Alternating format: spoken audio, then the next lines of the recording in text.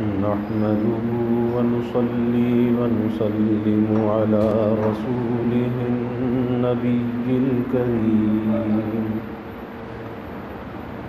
وعلى آله وأصحابه أجمعين.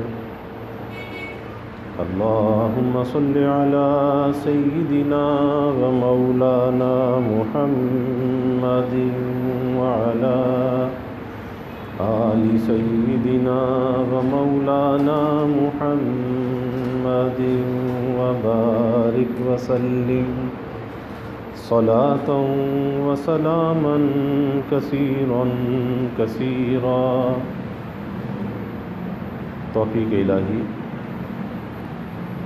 اپنے مرشد پاک کی برکت سے عشاء کی اس نشست میں فضائل ایمان کا درس چل رہا ہے. اللہ تعالیٰ اس درس کی برکت سے ہمارے ایمان کی حفاظت بھی فرمائے اور موت تک قبر تک اللہ ہمارے ایمان کو سلامت فرمائے. ایمان اور اعمال صالحہ پر بات چل رہی تھی جو حدیث مبارکہ عرض کی گئی، جس میں اللہ کے حبیب صلی اللہ علیہ وسلم نے حضرت معاذ بن جبل رضی اللہ عنہ سے یہ بات ارشاد فرمائی کہ جو شخص اس بات کی گواہی دے کہ اللہ کے سوا کوئی معبود نہیں ہے اور محمد صلی اللہ علیہ وسلم اللہ کے رسول ہیں، تو آپ نے فرمایا کہ بلا شبہ اس پر دوزخ کی آگ اس پر حرام ہو گئی. اس نے جب اس کا اقرار کر لیا تو دوزخ کی آگ کو اپنے اوپر حرام کر لیا. تو حضرت معاذ رضی اللہ عنہ نے عرض کیا کہ یا رسول اللہ صلی اللہ علیہ وسلم، یہ خوشخبری کیا میں لوگوں کو نہ سنا دوں تاکہ لوگ خوش ہو جائیں کہ دوزخ کی آگ کو صرف دو چیزوں سے اس سے بچا جا سکتا ہے؟ تو آپ صلی اللہ علیہ وسلم نے فرمایا کہ تو پھر لوگ بھروسہ کر کے بیٹھے رہیں گے اور عمل نہیں کریں گے. آخر کار حضرت معاذ بن جبل رضی اللہ عنہ نے اپنے انتقال سے پہلے اس حدیث کو بیان فرمایا. تو اس پر یہ بات چل رہی تھی کہ اگر نفس ایمان انسان کے پاس ہے، ایمان پر اس کا خاتمہ ہو گیا اور اعمال صالحہ کا اگر ذخیرہ اس کے ساتھ نہ ہوا تو ان گناہوں کی سزا بھگتنے کے لیے جہنم میں جائے گا، لیکن ہمیشہ ہمیشہ کے لیے جہنم میں نہیں جائے گا. اس گناہوں کی غلاظت کو اس سے دور کر کے بالآخر ہمیشہ ہمیشہ کے لیے جنت میں داخل کر دیا جائے گا. لیکن بات یہ چل رہی تھی کہ تھوڑی سی دیر کے لیے بھی اگر جہنم میں گیا تو کیا انسان اس جہنم کے عذاب کا تحمل کر سکتا ہے، اسے برداشت کر سکتا ہے کہ جس عذاب کی شدت کو حدت کو اللہ کے حبیب صلی اللہ علیہ وسلم نے بیان فرمایا؟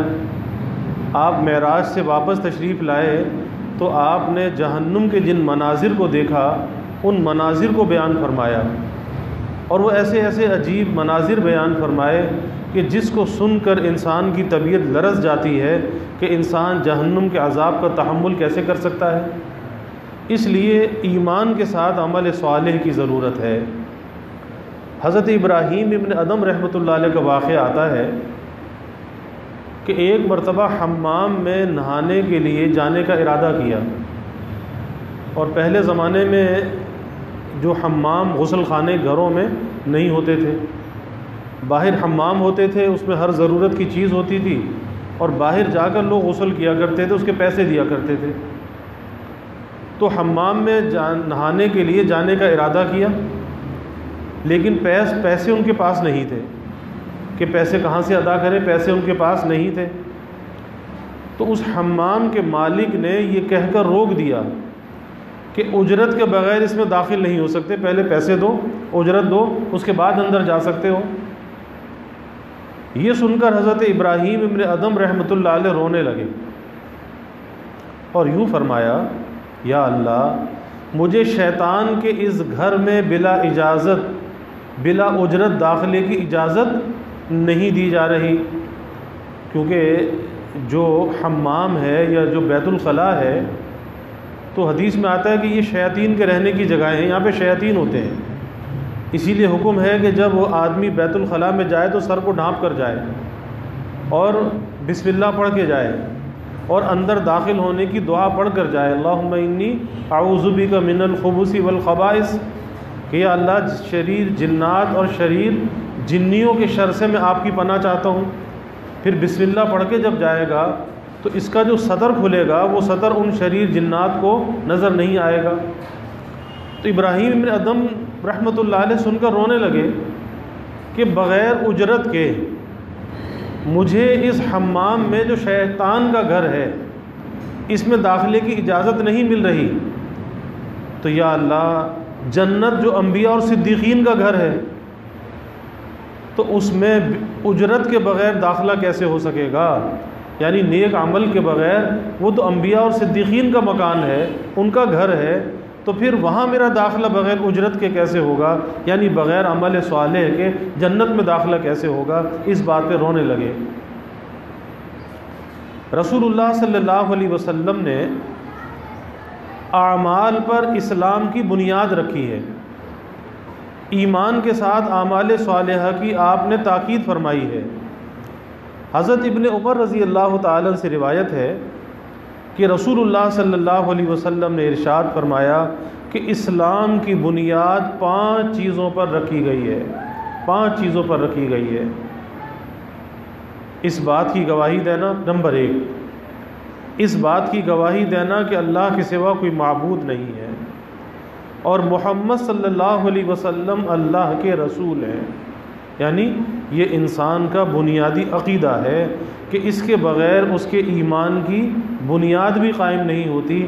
اگر اس عقیدے کے اندر کوئی خرابی ہے کہ اللہ وحدہ لا شریک ہے اور محمد صلی اللہ علیہ وسلم اللہ کے رسول ہیں، یہ سب سے پہلی اور بنیادی چیز ہے۔ پھر دوسری چیز نماز کا قائم کرنا، نمبر 3 زکوٰۃ کا ادا کرنا، نمبر 4 حج کرنا، اور نمبر 5 ماہ رمضان کے روزے رکھنا۔ تو یہ 5 چیزیں ایسی ہیں جس کو اسلام کی بنیاد قرار دیا گیا، اور 5 چیزیں کیا ہیں؟ یہ اس کا تعلق انسان کے عمل کے ساتھ ہے کہ عقیدہ اس کا تعلق تو دل کے ساتھ ہے، اس کے یقین کے ساتھ ہے، لیکن باقی 4 چیزیں جو ہے ایمان لانے کے بعد، نماز یہ بھی عمل ہے، زکوٰۃ یہ بھی عمل ہے، حج کا کرنا یہ بھی عمل ہے، اور رمضان کے روزے رکھنا یہ بھی عمل ہے۔ تو حضور صلی اللہ علیہ وسلم نے ایک روایت میں فرمایا کہ یہ انسان کا جو نیک عمل ہے، یہ نیک عمل اس کے ایمان کی شاخیں ہیں، نیک عمل اس کے ایمان کی شاخیں ہیں۔ جیسے درخت ہوتا ہے تو درخت کی جو جڑیں ہوتی ہیں وہ زمین کے اندر ہوتی ہیں، وہ نظر نہیں آتی۔ اسی طرح سے انسان کا جو ایمان ہے، جو عقیدہ ہے، وہ دل کے اندر ہے، وہ نظر نہیں آتا، لیکن اس کا اظہار کس چیز سے ہوتا ہے؟ اس کا اظہار جو ہوتا ہے وہ عمل کے ذریعے سے ہوتا ہے، اعمال صالحہ کے ذریعے سے۔ کہ اگر کسی کے دل کے اندر ایمان ہے اور عمل صالح نہیں ہے تو یہ پتہ نہیں چلتا کہ یہ ایمان والا بھی ہے یا نہیں ہے۔ لیکن اگر عمل صالح ہے، نماز ہے، زکوٰۃ ہے، حج ہے، رمضان کے روزے ہیں، تو یہ کیا ہے؟ اس درخت کی یہ شاخیں ہیں کہ درخت کی جڑ زمین کے اندر ہے جو نظر نہیں آتی، ایمان دل کے اندر ہے جو نظر نہیں آتا، لیکن درخت کی شاخیں نظر آتی ہیں۔ اسی طرح سے ایمان کی شاخیں بیان فرمایا اللہ کے حبیب صلی اللہ علیہ وسلم نے کہ یہ انسان کے اعمال ہیں، یہ درخت کی شاخیں ہیں۔ اور خود قرآن کریم میں متعدد جگہ جہاں اہل ایمان کو جنت کی بشارت دی گئی، وہاں ایمان کے ساتھ اعمال صالحہ کا تذکرہ بھی موجود ہے۔ یا ایھا الذین آمنوا اتقوا اللہ، اور اس کے ساتھ وعاملوا الصالحات بھی ہے کہ ایمان کا جہاں پر ذکر ہے وہاں پر عمل صالح کا بھی ذکر ہے۔ حضرت عمر رضی اللہ تعالیٰ عنہ کا ارشاد ہے، فرمایا کہ دنیا کی عزت و مال و اسباب سے حاصل ہوتی ہے، یعنی انسان یہ سوچتا ہے کہ دنیا کی عزت، دنیا کا مقام، دنیا کا مرتبہ کیسے حاصل ہوگا، تو فرماتے ہیں کہ یہ تو انسان کو مال کے ذریعے سے حاصل ہوتا ہے، کہ دنیا کے اندر اگر مال ہے تو کہتے ہیں جی یہ زیادہ عزت والا ہے، لیکن فرمایا کہ آخرت کی عزت کا جو دار و مدار ہے وہ آخرت کی عزت کا دار و مدار مال پر نہیں ہے بلکہ اعمال صالحہ پر ہے، کہ قیامت کے دن اللہ کے نزدیک وہی زیادہ معزز ہوگا، محترم ہوگا جو اعمال صالحہ کے ساتھ وہاں پہ جانے والا ہوگا۔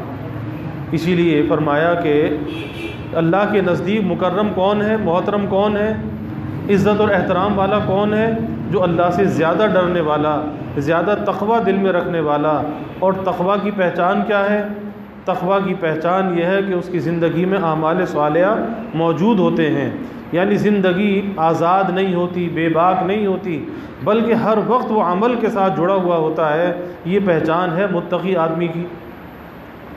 خود حضور نبی کریم صلی اللہ علیہ وسلم کا مبارک اسوہ یعنی آپ کا طریقہ، اور آپ صلی اللہ علیہ وسلم کے صحابہ اکرام رضوان اللہ تعالی علیہم اجمعین کے بابرکت حالات زندگی ہمارے لیے مشعل راہ ہیں، جب کہ ان نفوس قدسیہ کے جنتی ہونے اور کامل الایمان ہونے میں کسی وسوسے کی گنجائش نہیں۔ کہ صحابہ کون ہیں؟ صحابہ کی وہ جماعت ہے کہ جن کے لیے اللہ نے قرآن میں اپنی رضا کے پروانے عطا فرمائے، اور پھر 10 صحابہ ایسے ہیں کہ جنہیں آپ صلی اللہ علیہ وسلم نے اپنی زندگی میں جنت کی بشارت دی، عشرہ مبشرہ کہلاتے ہیں، کہ فرمایا کہ میں ابو بکر کو جنت میں دیکھتا ہوں، ابو بکر فی الجنہ، عمر فی الجنہ، عثمان فی الجنہ، علی فی الجنہ، اور اسی طرح طلحہ فی الجنہ، عبد الرحمن ابن عوف فی الجنہ۔ اس طرح 10 صحابہ کو آپ نے بیان فرمایا کہ یہ جنتی ہیں۔ لیکن باوجود اس کے کہ ان صحابہ کو جنتی ہونے کی بشارت مل چکی تھی، لیکن کبھی عمل صالح کو نہیں چھوڑا، نیک عمل کو کبھی نہیں چھوڑا، بلکہ ہمیشہ نیک اعمال کا اہتمام کیا۔ اس بات پر اکتفا نہیں کیا کہ ہمیں جنتی ہونے کی بشارت مل گئی، اب ہمیں عمل کی کیا ضرورت ہے؟ تو صحابہ کی زندگیوں سے جو سبق ملتا ہے وہ بھی عمل صالح کا ملتا ہے۔ پھر صحابہ کے بعد تابعین، تبع تابعین کو اگر دیکھیں، اولیاء امت کو اگر دیکھیں، تو کسی نے نیک عمل کو کبھی ترک نہیں کیا بلکہ ہمیشہ نیک عمل کا اہتمام کیا۔ حضرت غوث پاک رحمۃ اللہ علیہ تہجد کا وقت ہے، بیدار ہوئے، دیکھا کہ کمرہ جو ہے جس کمرے میں ہے وہ روشنی سے چمک اٹھا، جگمگا گیا، اور پھر آواز آئی کہ عبد القادر تو نے ہماری بہت عبادت کر لی، اب تجھے عبادت کی ضرورت نہیں ہے۔ سمجھ گئے کہ یہ شیطان ہے جو دھوکہ دے رہا ہے، کہ کمرے میں روشنی آئی، کمرہ جگمگایا، پھر ایک آواز آئی، اور آواز میں یہ پیغام ملا کہ تجھے عبادت کی ضرورت نہیں۔ سمجھ گئے کہ شیطان ہے، دھوکہ دینا چاہتا ہے۔ فوراً کہا کہ جا مردود اپنا کام کر، کہ جب نماز، عبادت، عمل صالح انبیاء سے تو معاف ہوئے نہیں، صحابہ سے تو معاف ہوئے نہیں، تو پھر مجھ سے کیسے معاف ہو جائیں گے؟ اب شیطان نے اس سے بڑا حملہ کیا، اس سے بڑا حملہ یہ کیا کہ کہا کہ تجھے تیرے علم نے بچا لیا، تجھے تیرے علم نے بچا لیا۔ فوراً کہا کہ جا مردود اپنا کام کر، میرے علم نے مجھے نہیں بچایا، میرے اللہ نے مجھے بچایا۔ یعنی کبھی شیطان اس طرح انسان کی راہ مارتا ہے کہ اسے اس کے عمل کے ذریعے سے خود پسندی کے اندر اور خود بینی کے اندر مبتلا کر دیتا ہے۔ وہ سوچتا جی میں نے یہ کام کیا، میں نے یہ کام کیا، حالانکہ تو نے کیا کیا؟ اللہ نے تجھ سے کرا دیا۔ ارے بھائی نماز پڑھی تو اللہ نے پڑھوا دی، کسی گناہ سے بچا تو اللہ نے ہمت دے دی، توفیق دے دی۔ تو کبھی اپنے اوپر نظر نہیں ہونی چاہیے کہ میں نے یہ کام کیا، بلکہ جب کسی نیکی کی توفیق مل جائے فوراً اللہ کا شکر ادا کرے کہ یا اللہ تیرا شکر ہے کہ تو نے توفیق عطا فرما دی اور تو نے مجھ سے یہ نیکی کرا دی۔ تو یہ صحابہ کی کیفیت تھی کہ جن کے ایمان میں کوئی وسوسہ نہیں ہو سکتا، کہ یہ کامل الایمان تھے، لیکن اس کے باوجود انہوں نے کبھی عمل صالح کو ترک نہیں کیا۔ خود قرآن کریم نے بارہا ان کے ایمان کی شہادت دی۔ کس کے ایمان کی؟ صحابہ کے ایمان کی۔ قرآن نے گواہی دی، شہادت دی۔ اور اللہ تعالیٰ نے ان سے اپنی رضامندی کا اعلان فرمایا اور ان کی خطاؤں کی معافی کا اللہ نے وعدہ فرمایا۔ لیکن ان حضرات کے اعمال صالحہ کے شوق اور اعمال میں محنت کے واقعات اس قدر زیادہ ہیں کہ ان کا بطور نمونہ ذکر کرنا ایک مطول کتاب کی داغ بیل ڈالنے کے مترادف ہوگا کہ اگر صحابہ کی مشقت، ان کے مجاہدے کو اور عبادات کے اندر ان کے ذوق و شوق کو اگر بیان کیا جائے تو ایک بہت ہی طویل کتاب ہوگی کہ جس میں ان کے قصے پھر بھی ختم نہیں ہوں گے۔ اور حضرت مولانا یوسف صاحب کاندھلوی رحمۃ اللہ علیہ، حضرت جی مولانا یوسف صاحب رحمۃ اللہ علیہ نے حیات الصحابہ لکھی ہے۔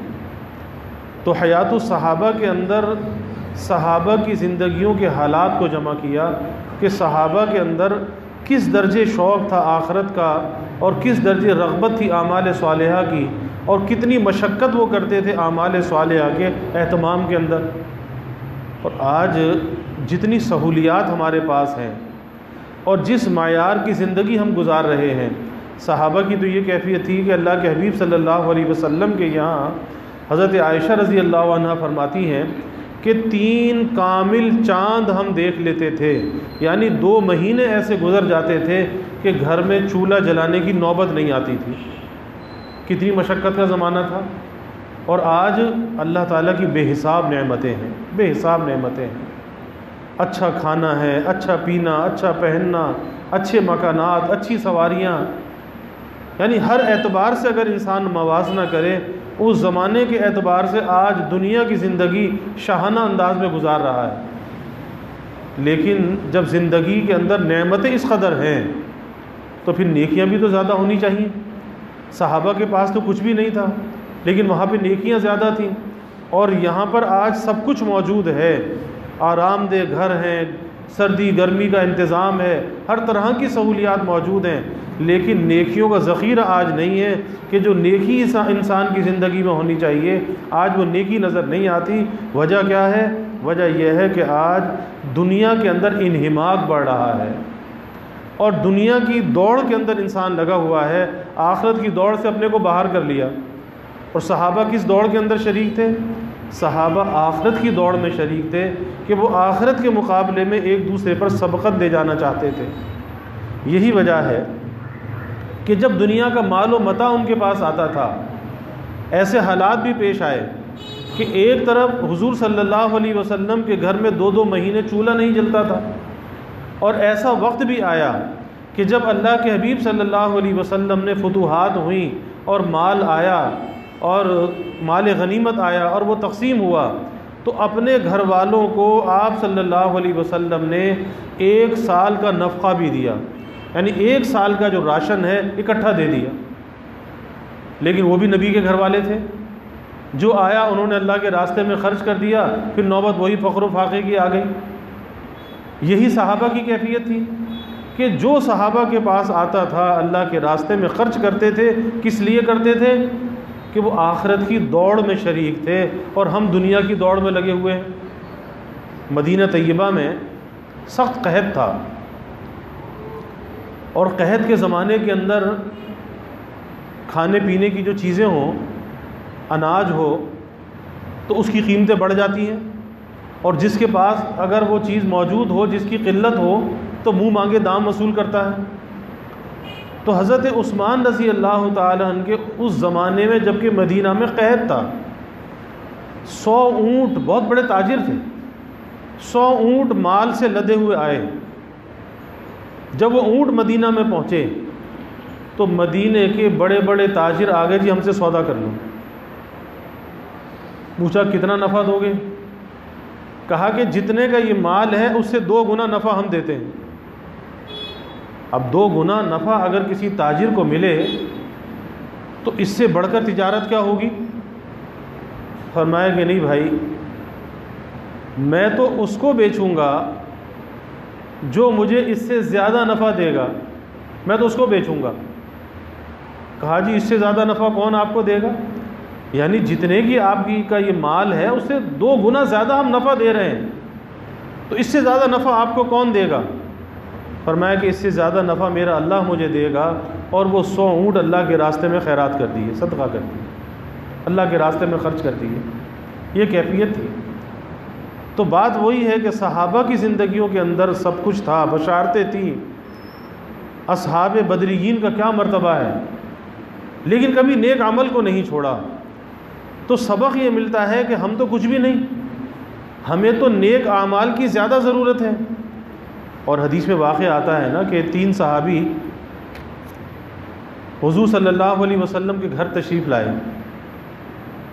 کہا کہ ہم حضور صلی اللہ علیہ وسلم کے گھر والوں سے پوچھیں کہ آپ صلی اللہ علیہ وسلم کے یومیہ معمولات کیا ہیں، آپ کتنی عبادت کرتے ہیں، کتنا جاگتے ہیں، کیا کیا معمولات ہیں. تو جب آپ کے گھر والوں سے آپ کے حالات پوچھے تو صحابہ کہنے لگے کہ بھئی حضور صلی اللہ علیہ وسلم کو زیادہ عمل کی ضرورت نہیں، حالانکہ آپ تو اتنا عمل کرنے والے تھے کہ آپ کے پیروں پر ورم آ جاتا تھا، پیر مبارک ورم سے سوج جاتے تھے. لمبے لمبے رکوع، لمبا لمبا قیام، لمبے سجدے. اور یہاں تک حدیث میں آتا ہے کہ ایک رکعت میں سورہ بقرہ کو ختم فرماتے تھے، ایک رکعت میں آل عمران، ایک رکعت میں مائدہ، سورہ نساء. اور جتنی لمبا قیام ہوتا تھا اتنا لمبا رکوع ہوتا تھا، پھر اتنا ہی لمبا سجدہ ہوتا تھا. اسی طرح دوسری رکعت، تیسری رکعت، چوتھی رکعت، 4 رکعتوں میں 4 بڑی بڑی صورتیں آپ ختم فرماتے تھے. تو صحابہ نے جب یہ سنا آپ کے معمولات کو تو کہنے لگے کہ ہمیں تو حضور صلی اللہ علیہ وسلم تو اللہ کے برگزیدہ نبی ہیں، معصوم ہیں، آپ کو تو زیادہ عمل کی ضرورت نہیں، ہمیں تو اور زیادہ عمل کرنا چاہیے. تو ایک صحابی نے کہا کہ بھائی میں اب زندگی میں کبھی رات کو نہیں سوؤں گا. ایک نے کہا کہ میں زندگی میں ہمیشہ روزہ رکھوں گا. ایک نے کہا کہ میں کبھی نکاح نہیں کروں گا، یعنی زندگی ساری اللہ کے راستے میں عبادت میں گزاروں گا. تو رسول اللہ صلی اللہ علیہ وسلم کو جب پتہ چلا، یعنی صحابہ میں اس درجے نیک عمل کا شوق تھا، جب آپ صلی اللہ علیہ وسلم کو پتہ چلا تو تینوں کو بلایا اور فرمایا کہ بھائی تمہارے لیے میرا طریقہ کہاں گیا. میں بیدار بھی ہوتا ہوں، رات کو آرام بھی کرتا ہوں، میں روزہ بھی رکھتا ہوں اور افطار بھی کرتا ہوں، اور میں نے نکاح بھی کیے ہیں، تو میرا طریقہ تمہارے لیے کہاں گیا، میرا اتباع تمہارے لیے کہاں گیا. لیکن صحابہ میں اس درجے کا جذبہ تھا. اور آج یہ نیکی کا جذبہ دنیا میں ہم دیکھتے ہیں کہ ختم ہوتا نظر آتا ہے کہ بس نماز پڑھ لی اور سوچا کہ بس یہ کافی ہے، اور فرض پڑھ لیے تو سنت کا پڑھنا بھاری، اور سنت پڑھ لی تو نفل کا پڑھنا بھاری. حالانکہ حدیث میں آتا ہے کہ نفل ایک ایسا عمل ہے کہ قیامت کے دن اگر فرائض کے اندر کوئی کوتاہی ہوگی، فرض نماز ہے، فرض روزہ ہے، فرض زکوٰۃ ہے، فرض حج ہے، فرائض کے اندر اگر کوئی کوتاہی ہوگی تو اللہ تعالیٰ فرشتوں سے پوچھے گا بھائی اس کے پاس کوئی نفل عمل ہے. فرض نماز میں کوتاہی ہوگی، پوچھے گا نفل عمل ہے. اگر اس کے پاس نفل ہوگا اس فرض کی کوتاہی کو نفل سے پورا کر دیا جائے گا. یعنی فرض کی مثال ایسی جیسے مخمل ہو، اور نفل ایسا ہے جیسے ٹاٹ ہو، لیکن اس مخمل میں ٹاٹ کا پیبند لگ کے گزارا ہو جائے گا، اس نفل سے اس کا کام بن جائے گا. اگر فرض روزوں کے اندر کوئی کوتاہی ہوگی اور نفل روزے اس کے پاس ہوں گے تو اس نفل سے اس کا کام بن جائے گا، اس کی کمی کوتاہی کو پورا کر دیا جائے گا. لیکن آج تو کیفیت یہ ہے کہ آدمی نفل تو دور کی بات، سنت کا پڑھنا بھاری ہے. کہتے جی سنت پڑھنا کیا ضروری ہے؟ ارے بھائی یہ تو اللہ نے ایک ایسی حصار اور ایک ایسی باؤنڈری بنائی ہے کہ فرائض کی حفاظت جو ہوتی ہے وہ سنن سے ہوتی ہے، فرائض کی واجبات سے ہوتی ہے، اور واجبات کی سنن سے ہوتی ہے، اور سنن کی جو حفاظت ہے وہ نفل سے ہوتی ہے. اور یہ ایسی باؤنڈریاں بنی ہوئی ہیں، اگر ایک باؤنڈری کو کراس کرتا ہے یعنی نفل کو چھوڑ دیتا ہے پھر آگے خطرہ ہے کہ سنت بھی چھوڑ جائے گی، اور اگر سنت کو چھوڑتا ہے پھر خطرہ ہے کہ واجبات چلے جائیں گے، اور جب واجبات تک بات پہنچتی تو فرائض خطرے کے اندر پڑ جاتے ہیں. اس لیے اعمال صالحہ کی رغبت اور اس کا اہتمام ہونا چاہیے. اللہ تعالی ہمیں اس کی توفیق عطا فرمائے. وآخر دعوانا الحمد للہ رب العالمین والعاقبۃ للمتقین والصلاة والسلام علی اشرف الانبیاء والمرسلین. اللہم صل علی سیدنا و مولانا محمد وعلی آل سیدنا و مولانا محمد وبارک وسلم۔ ربنا آتنا فی الدنیا حسنہ وفی الآخرۃ حسنہ وقنا عذاب النار۔ ربنا اتمم لنا نورنا واغفر لنا انک علی کل شیء قدیر۔ اللہم اعنا علی ذکرک و شکرک و حسن عبادتک۔ اللہم وفقنا لما تحب و ترضی من القول والعمل والفعل والنیت والہدی انک علی کل شیء قدیر۔ اللہم ارزقنا حبک وحب حبیبک صلی اللہ علیہ وسلم۔ اللہم ارزقنا شہادۃ فی سبیلک واجعل موتنا ببلد رسولک۔ یا اللہ یا رحمان یا رحیم یا کریم یا ارحم الراحمین یا اکرم الاکرمین۔ یا اللہ ہمارے گناہوں کو معاف فرما، یا اللہ ہماری خطایا سے درگزر فرما، یا اللہ اپنی محبت معرفت عطا فرما، اپنی رضا والی زندگی یا اللہ نصیب فرما، اپنے رضا والے کاموں کی یا اللہ توفیق عطا فرما، اپنی مرضیات پہ چلنا آسان فرما، نامرضیات سے ہماری حفاظت فرما۔ یا اللہ جو آپ نے ایمان کی دولت عطا فرمائی یا اللہ بن مانگے عطا فرمائی، اے اللہ اس ایمان کی قدردانی کی توفیق عطا فرما، اے اللہ اس ایمان کی موت تک حفاظت فرما۔ یا اللہ اعمال صالحہ کی ایک اہتمام کرنے والا بنا، گناہوں سے بچنے والا بنا، ہر نیکی ہر طاعت کی رغبت ہمارے دلوں میں پیدا فرما، ہر گناہ کی نفرت ہمارے دلوں میں پیدا فرما۔ یا اللہ نیکی کا کرنا بھی آسان فرما، گناہ سے بچنا بھی آسان فرما۔ اے اللہ اپنی تائید و نصرت کو ہمارے شامل حال فرما۔ اے اللہ تیری مدد کے بغیر نہ ہم کوئی نیکی کر سکتے ہیں، نہ گناہ سے بچ سکتے ہیں۔ اے اللہ قدم قدم پر تیری مدد کے محتاج ہیں۔ اے اللہ تو ہمیشہ اپنی مدد کو ہمارے شامل حال فرما۔ یا اللہ ذکر حبیب کی کامل برکات نصیب فرما، ذکر حبیب کے انوار سے ہمارے قلوب کو منور فرما، اپنے نبی کی تعلیمات پہ چلنے والا بنا، آپ کے طریقوں کی محبت اور عظمت ہمارے دلوں میں پیدا فرما۔ یا اللہ صحابہ کی، خلفائے راشدین کی، اہل بیت کی محبت اور عظمت ہمارے دلوں میں پیدا فرما، ان کے نقش قدم پر یا اللہ چلنے والا بنا، اپنے نبی کے ساتھ یا اللہ ہمیں وفا کا تعلق نصیب فرما، آپ کی غلامی میں جینے اور مرنے کی یا اللہ توفیق عطا فرما۔ یا اللہ ہمیں ختم نبوت کا ادنا سا سپاہی بنا اور ناموس رسالت کا، ناموس صحابہ کا یا اللہ ہمیں محافظ بنا۔ یا اللہ اس ذکر حبیب کی برکت سے سب کے دلوں کے نیک ارادوں کو، تمناؤں کو از غیب پورا فرما، سب کی حاجات کو پورا فرما، سب کی پریشانیوں کو یا اللہ دور فرما، بیماریوں سے یا اللہ حفاظت فرما، ہر ناگہانی بلا اور مصیبت سے یا اللہ حفاظت فرما، زمینی آسمانی آفات سے یا اللہ حفاظت فرما، موذی امراض سے یا اللہ حفاظت فرما۔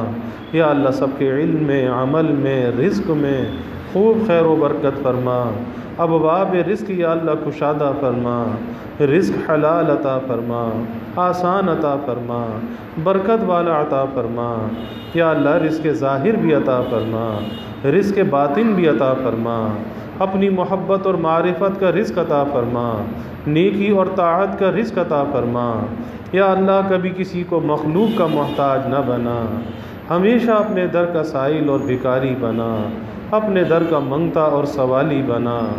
یا اللہ اپنی ذات عالی کا یقین ہمارے دلوں میں پیدا فرما، ہر امید کو اپنی ذات سے وابستہ کرنے والا بنا، مخلوق سے ہماری امیدوں کو قطع فرما۔ یا اللہ ہمارے ملک پر اپنی رحمتوں کا نزول فرما، اس ملک کو امن کا، سلامتی کا گہوارہ بنا، ہر قسم کی دہشت گردیوں سے، فرقہ واریت سے، مذہبی منافرت سے یا اللہ اس ملک کی حفاظت فرما، اس ملک میں رہنے والوں کی حفاظت فرما۔ یا اللہ اس ملک کو انتشار سے بچا، افتراق سے بچا۔ یا اللہ حالات حاضرہ میں خیر کے فیصلے فرما، خیر کو غالب فرما، ہر قسم کے شر کو یا اللہ دفع فرما، اس ملک کو نیک صالح حکمران عطا فرما۔ یا اللہ مہنگائی کے، گرانی کے عذاب سے نجات عطا فرما۔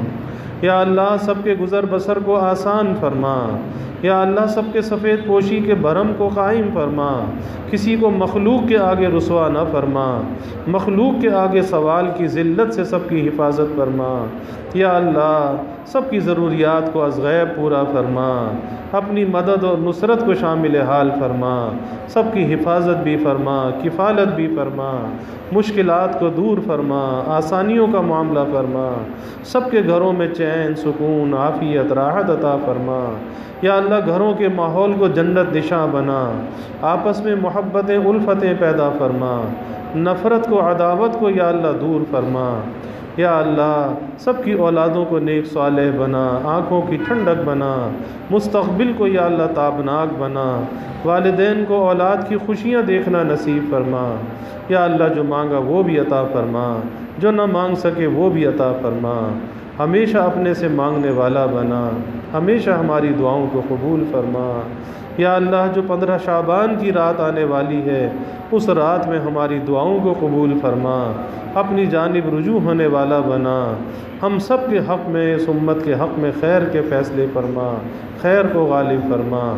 وجزا اللہ عنا محمدا صلی اللہ علیہ وسلم ما هو اہلہ وصلی اللہ تعالی وسلم علی النبی الکریم، آمین برحمتک یا